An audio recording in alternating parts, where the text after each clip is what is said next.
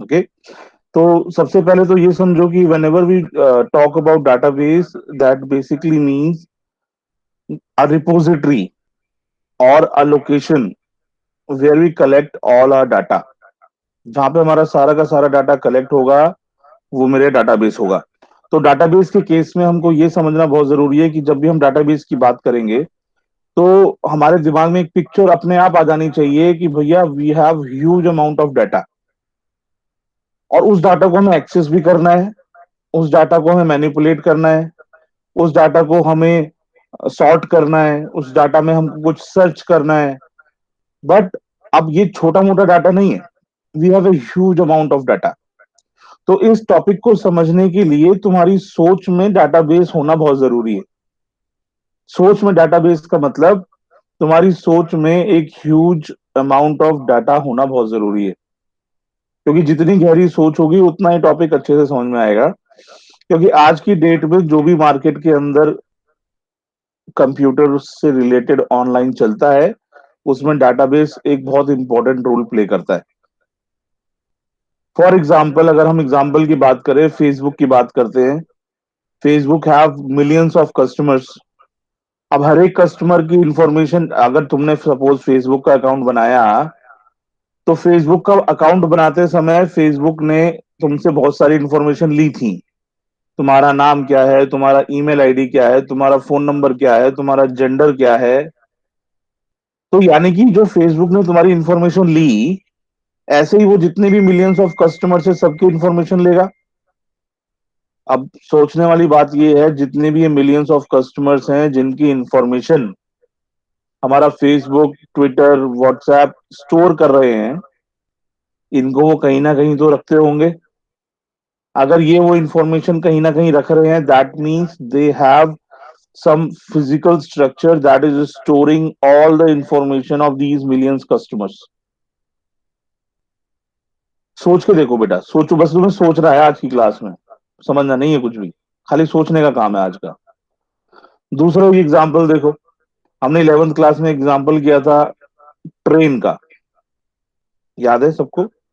हमने Indian railway का example दिया था। इंडियन रेलवे एक बहुत बड़ा नेटवर्क है अपने आप में, और उस नेटवर्क को मैनेज करने के लिए उसका जो डाटाबेस हैंडलिंग सेंटर है वो भी बहुत बड़ा है। अब एक छोटा सा एग्जांपल अगर हम लेते हैं, सपोज मैं एक टिकट बुक कराता हूं किसी पर्टिकुलर ट्रेन के अंदर, वो हम ऑनलाइन बुक कराते हैं या फिर उनके किसी रिजर्वेशन काउंटर के पास जाके we just go and book tickets. तो जब भी हम ट्रेन की टिकट बुक कर रहे हैं तो उसमें हमको ये समझना है कि जब भी हम ट्रेन की टिकट बुक करेंगे तो जो all over the India train चल रही हैं, उस ट्रेन में वो पर्टिकुलर वो ट्रेन ढूंढेगा जिस ट्रेन का मैं उसको नंबर प्रोवाइड करूंगा। अब उस पर्टिकुलर ट्रेन के अंदर वो क्लास ढूंढेगा, first AC, second AC, third AC. फिर थर्ड एसी भी सपोज मुझे टिकट बुक करानी है, तो थर्ड एसी की वो जितनी भी सीट्स है उसमें ढूंढेगा कि कौन सी सीट ब्लैंक है या फिर कौन सी सीट वेकेंट है। फिर मेरे को एक सीट अलॉट करेगा। तो अगर सीट सारी फुल हो चुकी होगी तो वेट लिस्ट दे देगा। मतलब क्या हुआ, जो तुम्हें सोचना है यहाँ पे, कि हमारे इंडियन रेलवे का नेटवर्क बहुत बड़ा है और उसका जो डाटाबेस है वो भी उतना ही बड़ा है। उस डाटाबेस में सर्चिंग हो रही है उस पर्टिकुलर ट्रेन नंबर के अकॉर्डिंग जो कि मैंने उनको प्रोवाइड किया। तो डाटाबेस समझने के लिए हमारी सोच में गहराई होना थोड़ा जरूरी है।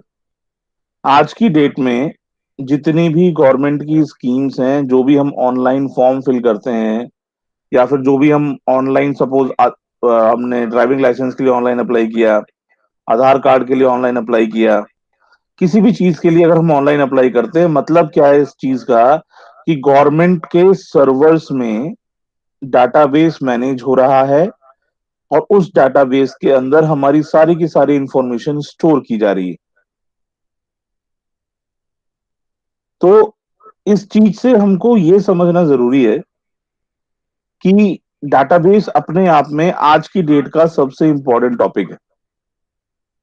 अगर डाटाबेस नहीं होता तो जितनी भी चीजें तुम ऑनलाइन कर पा रहे हो तुम नहीं कर सकते थे। आज की डेट में तुम ऑनलाइन शॉपिंग करते हो, that is another advantage of database. आज की डेट में तुम ऑनलाइन किसी चीज को बुक कर देते हो, that is another advantage of database. जितनी भी वेबसाइट्स हैं, उन वेबसाइट्स में इंटरनली डेटाबेस कॉन्सेप्ट्स लगाया जाता है, और जहां नहीं लगता,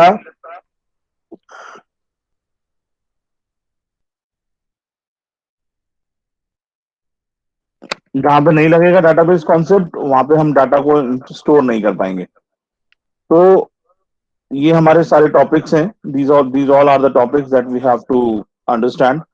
तो ये पूरा का पूरा तुम्हारा 12th क्लास का सिलेबस है। इसमें क्वेरीज भी हैं, सब कुछ है। तुम स्क्रीन को जूम करके देख सकते हो, तो तुम्हें पता चलेगा कि okay this is a topic. तो सर ब्लर दिख रहा है। सबको दिख रहा क्लियर है? नहीं है। Good, very good. So introduction to database concept is the clear first नहीं दिख टॉपिक। रहा तो सर। जहां से हमने स्टार्ट किया, तो हम यहीं से स्टार्ट करेंगे। तो जहां पे मैं अभी रुका था, मैं वहीं से आगे लेके जाऊंगा। I am just want to demonstrate something to you. हम वो इंडियन रेलवे की बात कर रहे थे, तो इंडियन रेलवे का एग्जांपल ले लेते हैं, दोबारा से समझने में आसानी होगी हमको। अब हमारे पास टोटल कितनी स्टेट्स हैं? सर 25। 28। कितनी? सर 28। और उन 28 स्टेट्स और यूटी भी मिला दो तो कितनी हो जाती हैं?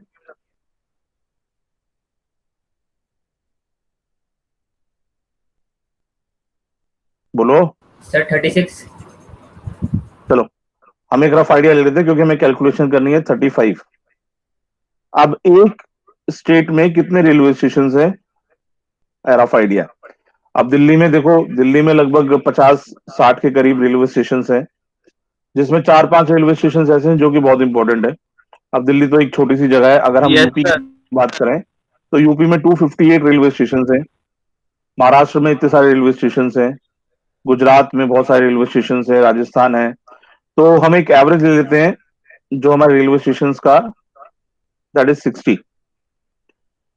अब एक रेलवे स्टेशन में एक दिन में कितनी ट्रेन गुजरती होंगी? तो उसका भी एक रफ आइडिया ले लेते हैं, लेट्स से 50। अब एक ट्रेन में कितनी बोगी होती हैं? 12 से 13 बोगीज होती हैं, डब्बे होते हैं जो हमारे। लेट्स से अब उसका भी हम एवरेज ले लेते हैं, लेट्स से 15, क्योंकि कुछ ट्रेन हमारी बहुत बड़ी होती हैं। और एक बोगी में कितने सीट्स होती हैं? जनरली 72 सीट्स होती हैं। अगर एसी वगैरह हुई तो कम होती है। तो हम एक एवरेज ले लेते हैं 60। अब मैं इन सबको मल्टीप्लाई कर देता हूं। 35 इंटू 60 इंटू 50 इंटू 15 इंटू 60। तो मेरे पास जो आ रहा है, दैट इज 9450000। कितना हो गया? 9 करोड़ 45 लाख। अब ये जो मैं तुम्हें बताना चाह रहा हूं, ये बताना चाह रहा हूं कि एक दिन में लगभग 10 करोड़, अगर 10 करोड़ ना भी मानो, 5 करोड़ मान लो, इसको हाफ कर दो, तो तुम्हें ये सोचना है कि जो इंडियन रेलवे का सर्वर है, जिस सर्वर का नाम है IRCTC, जो कि इंडियन रेलवे का सारा सर्वर मैनेज कर रहे हैं, और जितना भी हमारा डाटाबेस है, वो सारा का सारा डाटाबेस मैनेज कर रहे हैं, वो इतनी करोड़ टिकट्स सेल करने की कैपेबिलिटी रखते हैं पर डे। तो ये पॉसिबल कैसे है? और ऐसा नहीं है कि खाली एक ही लोकेशन से टिकट बुक होगी। अब इंडिया का जो ज्योग्राफिकल एरिया है, उसमें तुम north, south, west, east, north, कहीं से भी तुम टिकट बुक कर सकते हो, कहीं से भी। बस तुमको क्या चाहिए? एक इंटरनेट कनेक्शन चाहिए और पेमेंट गेटवे चाहिए, और तुम इन टिकट्स में से किसी भी टिकट को बुक कर सकते हो। तो ये खुद सोचो बेटा, तो ये सोचने वाली बात है कि इतने सारे कस्टमर्स, इतनी सारी सीट्स, और उनको मैनेज करने वाला हमारा बेचारा डाटाबेस। तो database is a most powerful tool right now, जिस टूल की वजह से हमारे सारे काम आज की डेट में ऑनलाइन में ट्रांसफर होते जा रहे हैं। हम सारी चीजें ऑनलाइन कर रहे हैं। ठीक है, अब ऑनलाइन क्लासेस ले रहे हैं तो खुद सोच के देखो, सबको हमने गूगल आईडी प्रोवाइड की, तो सब बच्चों को जो गूगल आईडी प्रोवाइड की, सब बच्चों को पासवर्ड भी प्रोवाइड किया हमने। तो ये जो पूरा का पूरा गूगल जी सूट अकाउंट है, ये सब मैं मैनेज कर रहा हूं सपोज। तो मैं सारे बच्चों का डाटाबेस मैनेज कर रहा हूं, जिसमें मेरे पास हर एक बच्चे की सारी इंफॉर्मेशन है। हर एक किसी भी बच्चे का पासवर्ड खो जाता है तो मैं रीसेट कर देता हूं। मैं अपने डाटाबेस में जाता हूं, उस पर्टिकुलर क्लास के पास जाता हूं, फिर उस पर्टिकुलर बच्चे को ढूंढता हूं, भाई किसका पासवर्ड खत्म हो गया, फिर मैं उसका पासवर्ड रीसेट करता हूं और क्लास टीचर को दोबारा भेजता हूं। ये मेरा डेली का काम है। डेली लगभग I I just receive around about 50 to 55 request for changing of passwords. बच्चे खो देते हैं, बच्चे लॉग आउट करते हैं, फिर लॉग आउट करने के बाद लॉग इन नहीं होता क्योंकि वो दोबारा पासवर्ड मांगता है, पासवर्ड उनका मैच नहीं होता, या आधे से ज्यादा बच्चे डेली बादाम इतना किसके खा रहे हैं कि उनको याद नहीं रहता कि उनका पासवर्ड क्या था। तो मेन चीज क्या है, डाटाबेस। तो अब एक चीज और समझो, अगर सपोज करो ये मेरी एक वेबसाइट है और इस वेबसाइट का नाम है लेट्स से अमेजन। अब अमेजन के साथ उसके बैकग्राउंड में हमेशा एक डाटाबेस रहेगा। डाटाबेस को हम सिलेंड्रिकल स्ट्रक्चर से दिखाते हैं। तो ये जो हमारा डाटाबेस है, इस डाटाबेस को हम एक्सेस करते हैं लैंग्वेजेस के थ्रू, चाहे वो एसक्यूएल हो, चाहे वो माई एसक्यूएल हो। मेरे सर के ऊपर देखो मछली दिख रही है सबको, वो जो मछली का आइकन जी है वो सर। माई एसक्यूएल का आइकन है, जो कि सीबीएसई के अकॉर्डिंग तुम्हारे सिलेबस के अंदर प्रिस्क्राइब्ड है। तो ये ओके जो सर। हमारा डाटाबेस है, जो हमारा एसक्यूएल है, माई एसक्यूएल है, these are just a simple languages to access our database. हमारे डाटाबेस के अंदर क्या है और हमको किस तरह से डाटा को रिट्रीव करना है, वो सारी की सारी इंफॉर्मेशन हमारी टेबल्स के अंदर होंगी, और वो मैनेज होंगी एसक्यूएल या फिर माई एसक्यूएल से। तो SQL my SQL is almost same, इससे कोई हमें फर्क नहीं पड़ेगा। बस अलग अलग कंपनीज के अलग अलग सॉफ्टवेयर हैं, and SQL is free with all software, क्योंकि डाटाबेस मैनेज करना उनको भी पता है बहुत जरूरी है, तो इसलिए वो फ्री देते हैं। अब हम बात है अमेजन पे। तो अमेजन पे मेरे को सपोज करो एक शू खरीदना है, मुझे एक शू खरीदना है अमेजन पे, और मुझे उसका ब्रांड पता है। तो यहाँ पे साइड में,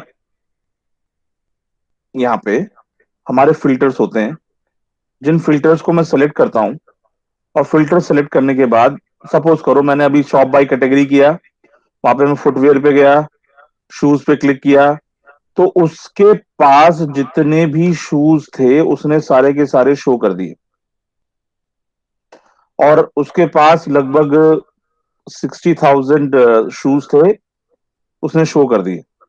अब मैंने लगाया फिल्टर, फिल्टर में मैंने ब्रांड सेलेक्ट किया जिसका मुझे शूज चाहिए, लेट्स से वुडलैंड। अब वुडलैंड के उसके पास कितने शूज हैं, 1000। ओके, तो यानी अब हो क्या रहा है, अब देखो फिल्टर लगाने से क्या होता है वो तुमको समझना है, कि जितनी भी इंफॉर्मेशन है हमारे पास, वो सारी की सारी इंफॉर्मेशन हमेशा टेबुलर फॉर्म में स्टोर की जाती है डाटाबेस के अंदर। तो उस टेबुलर फॉर्म में हमारा लिखा जाएगा आइटम कोड क्या है, ब्रांड क्या है, प्राइस रेंज क्या है, उसके बाद शू का साइज क्या है। मान लो शू नाम की टेबल है, और इसमें जितने भी शूज हैं उनके पास, जो उनके पास 60,000 शूज पड़े हैं अमेजन के पास, तो वो यहाँ पे 60,000 शूज की इंफॉर्मेशन स्टोर करके रखेंगे। और उसके बाद उन्होंने स्टोर किया कलर, और लास्ट में उन्होंने स्टोर किया हुआ इमेज, जो कि हर एक शू की इमेज आएगी। और यहाँ पे भी मतलब we have various information about that particular item which is shoe. तो यहाँ पे हमारी इस टेबल के अंदर तुमको ऐसा समझना होगा कि जब हम डाटाबेस मैनेज करते हैं तो हम सारी इंफॉर्मेशन रख देते हैं टेबल के अंदर। इसके अंदर 60,000 शूज की इंफॉर्मेशन आ गई। अब ये जो 60,000 शूज की इंफॉर्मेशन है, इसमें से मैंने सेलेक्ट किया अपना ब्रांड, दैट इज वुडलैंड। या ब्रांड वाला कॉलम कौन सा है, ये वाला है, इसमें चुनेगा कि भाई वुडलैंड कौन कौन सा, ये है, ये है, ये है और ये है, बीच में एडिडास है, नाइकी है, रिबॉक है, वो नहीं चुनेगा। उसके बाद जब फिल्टर लगा दिया, उसके बाद हमारे पास वी हैव नाउ सेलेक्टेड रोज जिसमें वुडलैंड आ रहा है, तो वो कितनी मिली हमको, अब 1000 मिल गई। अगेन मैंने एक और फिल्टर लगा दिया कि मेरा शू साइज 11 है। अब वहां पे तो वुडलैंड के सारे शू साइज आएंगे, शू साइज 6 से लेकर के जितने भी हमारे स्टार्ट होते हैं। तो उसके बाद जो भी हमारा शू साइज होगा, उस शू साइज पे डिपेंड करेगा कि अब मेरा कितना फिल्टर लगने वाला है। अब वो फिल्टर कितना लगेगा वो अगेन फर्दर डिपेंड करेगा। मान लो कि अब मेरे पास 11 साइज के, उसके पास खाली 50 शूज है, तो अब वो जो यहाँ पे अमेजन में शो कर रहा था, अब वो खाली 50 शूज शो करेगा। तो ये पॉसिबल किसकी वजह से हुआ? डाटाबेस की वजह से। तो जितने भी तुम्हारे पास आइटम्स होंगे अमेजन के, उन सारे के सारे आइटम्स के पास सारे सारे आइटम्स जितने भी होंगे, उन सारे आइटम्स का अपना एक सेपरेट टेबल होगा, जिस टेबल को मैनेज करने की जिम्मेदारी हमारे डाटाबेस की होगी। अब डाटाबेस कौन सी कंपनी का यूज हो रहा है उससे हमें फर्क नहीं पड़ता है। हमें मेन फर्क ये पड़ेगा कि हमें डाटाबेस को एक्सेस कैसे करना है और समझना कैसे है। तो डाटाबेस को जब भी हम यूज करते हैं तो उसके लिए तुम्हें दो चीजें समझना बहुत जरूरी है। पहली चीज जो तुम्हें समझनी है वो ये है कि database removes redundancy of data. Now what is redundancy of data? Redundancy का मतलब होता है रिपीटिशन ऑफ डाटा। यानी डाटा अगर तुमने एक जगह डाला तो एक ही जगह रखो, उसको मल्टीपल जगह मत रखो, क्योंकि जितनी जगह रखोगे और डाटा अपडेशन होगा उतनी जगह हमारी दिक्कत होनी शुरू हो जाएगी। ठीक है, इसके लिए मैं अगेन तुम्हें एक फर्दर एग्जांपल देता हूं।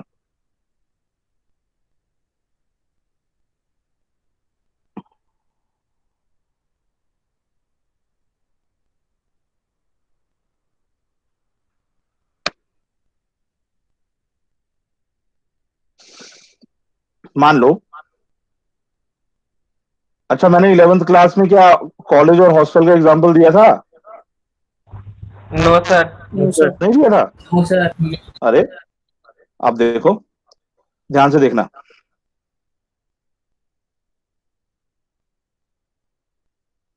एक कॉलेज है और उसी कॉलेज का एक हॉस्टल है। वो जो कॉलेज है, कॉलेज वाले स्टूडेंट्स की इंफॉर्मेशन को मैनेज करते हैं, और जो वो स्टूडेंट्स इंफॉर्मेशन मैनेज कर रहे हैं उसके अंदर वो कुछ इंफॉर्मेशन स्टोर करेंगे। सिमिलरली हॉस्टल वाले जितने बच्चे हॉस्टल में रह रहे हैं उनकी इंफॉर्मेशन को मैनेज कर रहे हैं। तो कॉलेज वाले जो मैनेज करेंगे वो क्या क्या होगा, बहुत सारी चीजें हो सकती हैं उसके अंदर।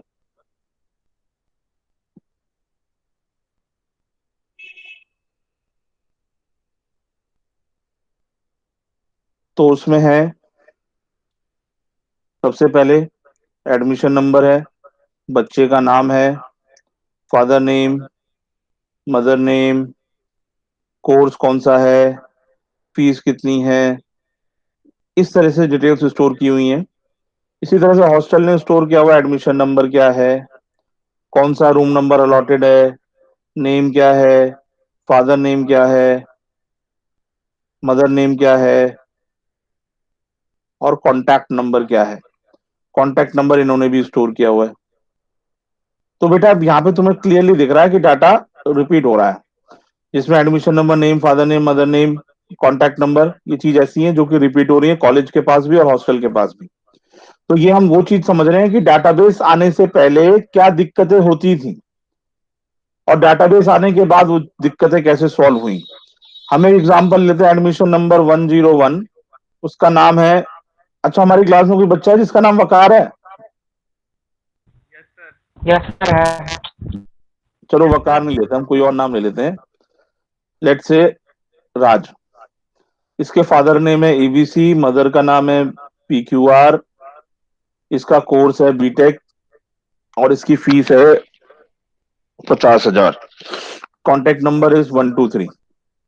अब ये बच्चा हॉस्टल में भी रहता है, क्योंकि हॉस्टल में वही बच्चे रह सकते हैं जो कॉलेज वाले हैं, मगर ये जरूरी नहीं कि सारे कॉलेज वाले बच्चे हॉस्टल में रहें, जो दूर वाले बच्चे हैं वही रहेंगे। तो इसका हॉस्टल में भी रूम नंबर 1 है या 4 ले लेते हैं।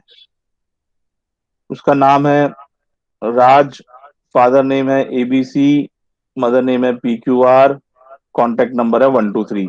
इसी तरह से बहुत सारी इंफॉर्मेशन होगी अलग अलग बच्चों की, और वो बच्चे हॉस्टल में रह रहे तो सारी इंफॉर्मेशन यहाँ पे आएगी। हम एक जस्ट एग्जांपल ले रहे हैं। तो क्या हुआ बेटा, ये जो राज बच्चा था ये थोड़ा पढ़ने में समझदार था ज्यादा ही, और कॉलेज में आधी से ज्यादा क्लासेस में अवेलेबल नहीं होता था, कैंटीन में बैठ के दूसरी पढ़ाई कर रहा होता था। हाँ, तो उसके बाद जो क्या हुआ कि लास्ट ईयर था, रिजल्ट आने वाला था। इसके पापा ने इसको फोन किया रात को 11 बजे, राज के पापा ने, कि बेटा ये जो नंबर है उसका बिल पे नहीं हुआ है, तो कल से ये नंबर नहीं चलेगा। तो एक काम करना कि जो भी तुम्हारा रिजल्ट हो दूसरे नंबर पे बताना, और ये नंबर जाके अपडेट कराई आओ। तो वो गया हॉस्टल के डिपार्टमेंट के पास, कहा कि मेरा नंबर अपडेट कर लो, 123 की जगह 456 कर लो। और क्योंकि उसे वो नंबर अपडेट कराना था, कॉलेज में भी कराना पड़ेगा अलग से जाके, क्योंकि हमारा डाटा कनेक्टेड नहीं है, एक जगह पे स्टोर नहीं है। तो इस सिचुएशन में क्या हुआ कि वो सोचा उसने कि भाई ऐसा करते हैं कि कॉलेज में जाके सुबह अपडेट करा लेंगे। ठीक है। फिर अगले दिन सुबह हुई, सूरज उगा, मस्त चकाचक नहा धो के बच्चा तैयार हो गया कि भैया रिजल्ट आएगा, रिजल्ट आएगा। डर भी था, पता नहीं 3-4 मंदिर भी गया, नारियल भी चढ़ाए, दूध भी पिलाया, और रिजल्ट चेक करने कॉलेज की बिल्डिंग में पहुंच गया। तो मगर जब उसने रिजल्ट देखा, तो रिजल्ट देखने के बाद उसको लगा शॉक, क्योंकि उसके दो पेपर रह गए, यानी उसको 6 महीने दोबारा रहना पड़ेगा कॉलेज में। अब उसको डर था पापा तोड़ेंगे। अब उसने क्या किया, पता नहीं क्या उसके दिमाग में आया, वो छत पे चला गया, 4 फ्लोर की बिल्डिंग थी। मैं ये नहीं कह रहा कि ही कमिटेड सुसाइड, बस एक जस्ट तेज हवा का झोंका बेचारे को बहा के ले गया, और वो यहाँ पे आ गया। तो वो अर्श से फर्श पे आ गया। फिर सारे के सारे लोग भाग के आए, भाई आओ आओ, ये क्या हो गया, ये क्या हो गया। और जैसे ही सब भाग के आ रहे, इससे घर फोन करो, घर फोन करो, इससे घर का नंबर निकालो। घर का नंबर क्या निकलेगा? Now see this 123. Is disadvantage of keeping same data at multiple location, which is known as inconsistency of data that occurs due to redundancy of data. अभी बताया था redundancy का मतलब रिपीटिशन ऑफ डाटा। तुम एक ही data को कई जगह लगोगे रखोगे, अभी तो 2 ही जगह रखा है, अगर 4 जगह रखा होता तो उस बच्चे को 4 जगह जाके उस डाटा को अपडेट कराना पड़ता। अब अगर अभी फिलहाल की तो मिस हैपनिंग हो गई, 123 नंबर मिलेगा नहीं, तो उसके घर वालों को कैसे पता चलेगा? अब इसका सॉल्यूशन क्या है? सॉल्यूशन है डाटाबेस। तो हम डाटाबेस के अंदर क्या करेंगे, instead of keeping data at multiple locations, हम अपने डाटा को एक सिंगल फाइल के अंदर रखेंगे।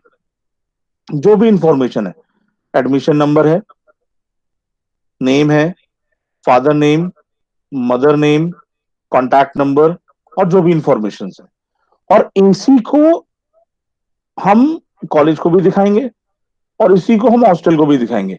मतलब ये एडमिशन नंबर देखेगा, नेम देखेगा, फादर नेम देखेगा, मदर नेम देखेगा, और इसी तरह से हॉस्टल भी admission number, name, father name and mother name check करेंगे। मगर इनके पास ये राइट नहीं होगा कि ये अपडेट कर पाए। तो अपडेट करने के लिए हम एक एडमिन बना के रखेंगे, जिसको हम एडमिनिस्ट्रेटर बोलते हैं, जो कि डाटाबेस में चेंज करेगा। उससे क्या फायदा होगा कि अगर बच्चा अपडेट कराता है यहाँ पे 123 की जगह 456, तो दोनों ऑटोमेटिकली 456 ही देखेंगे, क्योंकि इनको हमने राइट्स हटा दिए। हमने सारा का सारा राइट एक सिंगल टेबल में दे दिया, जिस टेबल को हम अपना डाटाबेस बोल रहे हैं। So what is a database? Database is collection of tables that removes redundancy in the data, that further removes inconsistency in data. समझ में आया?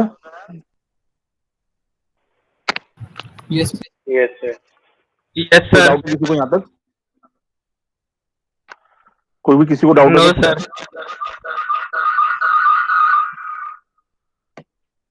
ओके।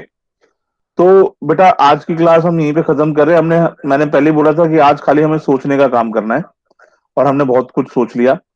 तो इसके बाद एक छोटा सा टॉपिक है, बस हम उसको खत्म करके इस क्लास को खत्म करेंगे ताकि हम डेफिनेशन समझ लें। So a collection of data is referred to as database and database management system, जिसको हम प्यार से डीबीएमएस बोलेंगे। Basically computer based record keeping system, और कुछ भी नहीं है, खाली कंप्यूटर में डाटा रिकॉर्ड रखने का तरीका है। It maintains any information that may be necessary for the decision making process involve in the management of the organisation. मतलब अगर तुम्हें किसी रिजल्ट पे आना है या फिर कुछ रिपोर्ट्स निकालनी है, अगर सपोज करो तुम्हारे स्कूल का रिजल्ट है, स्कूल का रिजल्ट आ गया और मुझे ये फाइंड आउट करना है कि कितने बच्चों के 70% से ऊपर मार्क्स हैं, तो मेरे को क्या करना पड़ेगा? सारा का सारा डाटा चेक करना पड़ेगा। तो मैंने क्या किया हुआ है, सारे के सारे डाटा को एक्सेल में बनाया हुआ है और उसमें मैं फिल्टर लगा देता हूँ और जो मेरे को रिपोर्ट चाहिए वो मैं निकाल लेता हूँ। निकाल ली रिपोर्ट, क्योंकि मैंने इसलिए निकाली क्योंकि जिनके भी 80% से ज्यादा थे उनको मुझे 5,000 रुपए देने थे एज ए स्टाइपेंड। तो यहाँ पे क्या हुआ, एक डिसीजन मेकिंग प्रोसेस हुआ, और जो डिसीजन मेकिंग प्रोसेस है ये ही ऐसा रीजन है जिसकी वजह से हम डाटाबेस को यूज कर रहे हैं। तुम कोई फिल्टर लगा रहे हो, तुम्हें कुछ खरीदना है, तो ये तुम्हारा डिसीजन मेकिंग प्रोसेस है। और ये किसकी हेल्प से सारा हो जाता है? डाटाबेस की हेल्प से। So the intention of database is that the same collection of data should serve as many application as possible. मतलब एक जगह पे डाटा रखो और उसको जितने लोगों को यूज करना है वो यूज करने दो। But data has to be at centralised location. Diagram देखो, ये हमारा डाटाबेस है जिसको अलग अलग लोग अलग अलग जगह से एक्सेस कर रहे हैं। तो database would permit not only the retrieval of data. आप डाटाबेस का काम खाली डाटा को रिट्रीव करके देने का नहीं है, रिट्रीव मतलब निकाल के देने का। It also allows you to continuous modification of data. तुम लगातार डाटा को मॉडिफाई भी कर सकते हो, अपडेट भी कर सकते हो, कंट्रोल्स भी लगा सकते हो, कौन डाटा को एक्सेस कर पाएगा कौन नहीं कर पाएगा, ये सब हमारा डाटाबेस के थ्रू हो सकता है। सब मतलब म्यूटेबल है। To search the database to obtain answers, हम सर्चिंग भी कर सकते हैं। ये हम पे डिपेंड करता है हमको क्या करना है। और जो सर्चिंग वगैरह होगी वो किसकी मदद से होगी? क्वेरीज की मदद से। और ये क्वेरीज लिखने में कौन हेल्प करेगा? My SQL. एसक्यूएल। ठीक है, तो ये हम पढ़ेंगे आगे एसक्यूएल क्या है। तो उससे पहले ये डायग्राम देख लो, एक और नीचे है। तो डाटाबेस से कनेक्टेड है डीबीएमएस, डाटाबेस मैनेजमेंट सिस्टम, जिसको कि ऑनलाइन यूजर्स भी एक्सेस कर सकते हैं, एप्लीकेशन प्रोग्राम्स भी एक्सेस कर सकते हैं, यानी कुछ ऐसी एप्स वगैरह हैं वो भी हमारे डाटा को एक्सेस कर सकती हैं। इसका देखो बेस्ट एग्जांपल बताऊं, स्टेट बैंक ऑफ इंडिया या कोई भी बैंक का नाम ले लो। तुम बैंक में अकाउंट खोल लो, तुमने अकाउंट खोल लिया और तुम्हारा डाटा डाटाबेस में स्टोर हो गया। अब तुम चाहे मोबाइल में ऐप डाल के अपने अकाउंट को एक्सेस कर लो, चाहे तुम कंप्यूटर में ओपन करके वेबसाइट एक्सेस कर लो, तुम किसी भी ये एप्लीकेशन प्रोग्राम मतलब कोई भी एप्लीकेशन ऐप हो सकती है। अब ऐप जो है तुम्हारी एंड्रॉइड की भी हो सकती है, ऐप तुम्हारी आईओएस की भी हो सकती है। तो we have various application programs to access the data. उसके अलावा तुम मेंटेन भी कर सकते हो, तुम्हें अपना डाटा अपडेट करना है, तुम खुद अपना डाटा अपडेट कर सकते हो, that is maintenance and utility programmes. तो मतलब डाटाबेस को बस एक बार स्टोर करना है, उसके बाद उसको एक्सेस करने के तरीके बहुत सारे हैं।